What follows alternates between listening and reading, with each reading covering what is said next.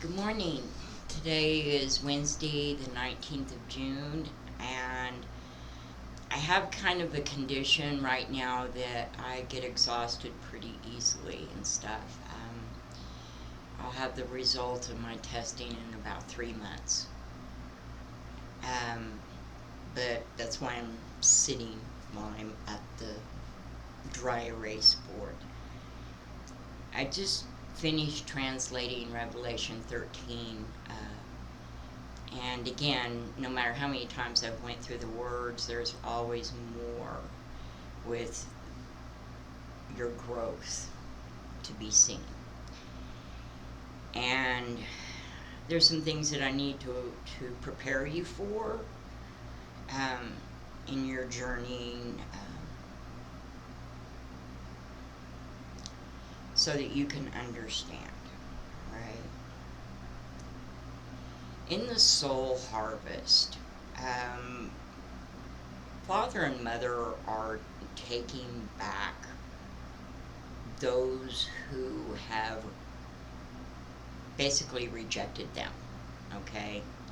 And the purpose for this is to bring peace not only to the earth, but to the heavens. But they're also being used to rebuild, okay?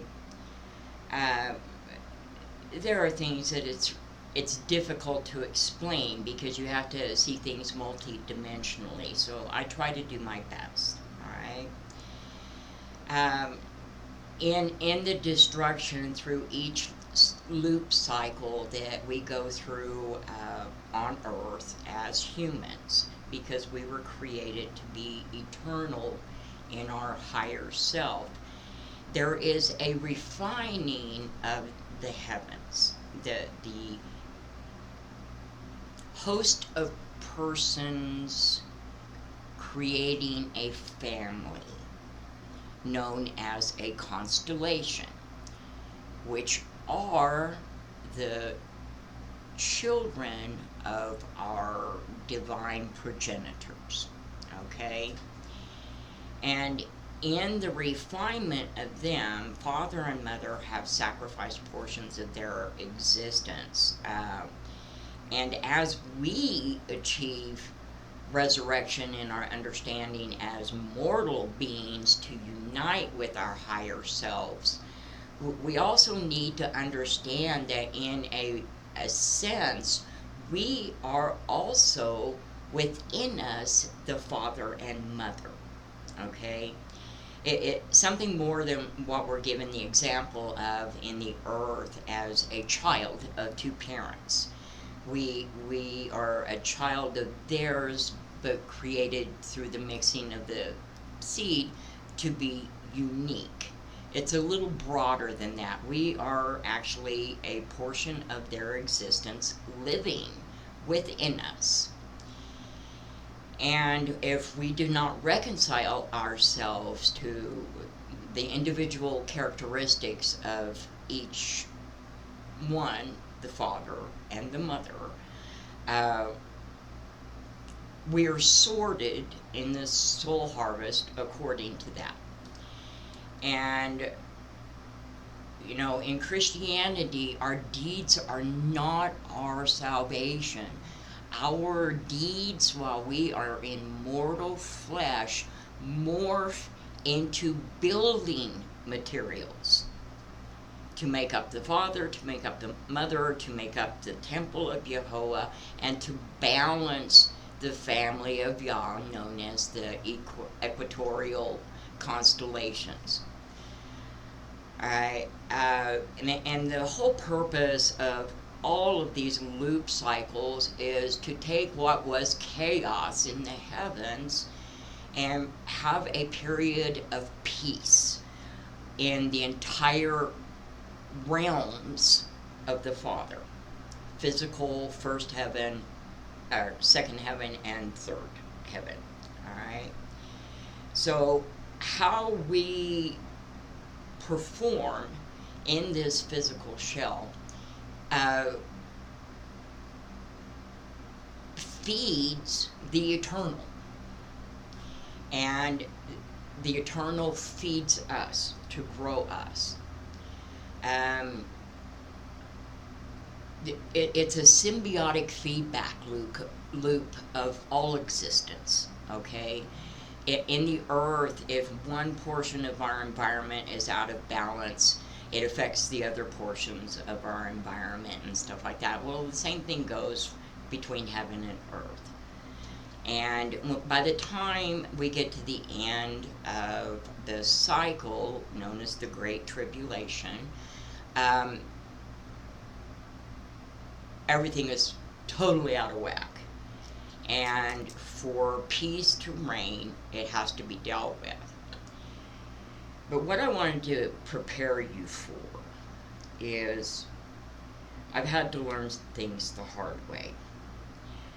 Mother gave me a heads up that she was going to be in my vicinity in her spiritual manifestation as death one time. And so I was warned ahead of time. And the level of fear that she emits as the embodiment of death is something I hope no one ever gets to experience. Okay? I would spare you that. Because it's not like fearing for your mortal self. It causes you to fear for your eternal self. Everything you ever knew, everything you ever believed, you are literally shaking in your shoes, hoping that what you come to understand as salvation is true. It's that terrifying. And when she goes out to do what she needs to do to discipline her children, you may wind up touching that at some point. Just let it pass, okay? It'll pass. But that's part of her purpose. She is also incredibly loving and tender and merciful.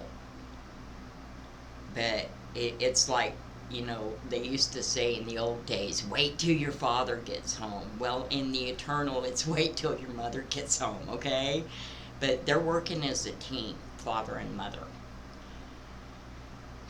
So you kind of need to understand that, because you may hear stories. I've seen some of them already posted on YouTube where people just literally turn themselves around and stare at something and then drop dead.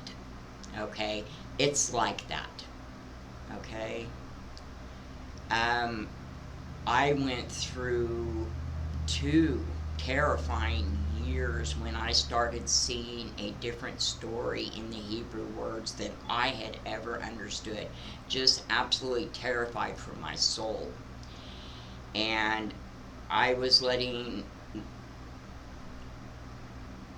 the Holy Spirit is the one that speaks truth to us as representative of both father and mother, okay? But prior to understanding that distinction, I always called it father.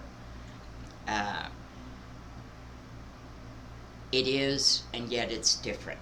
They're echad. So, Father had been teaching me to do things his way. And that's why if you watch my videos at all or look at my translations and stuff like that, you see such a difference in understanding of the scriptures and stuff like that. And that is the purpose of my existence, okay? The words have been tampered with, but it was part of the plan, and it was allowed, okay? Everything that you are when it comes to translating, the words are affected by that. If you're full of fear, you're gonna translate them in a way to promote fear. And especially if you're a control freak religious leader that wants to inspire your flock to obedience through fear, it's a very effective tool. But what Father wants to come out now is love and truth. You know, that even in the realization in the physical realm,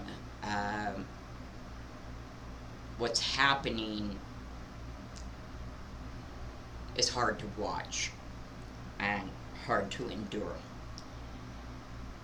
In the spiritual realm, it's what is taking place is absolutely glorious. And it's kind of like everything being turned upside down in a sense.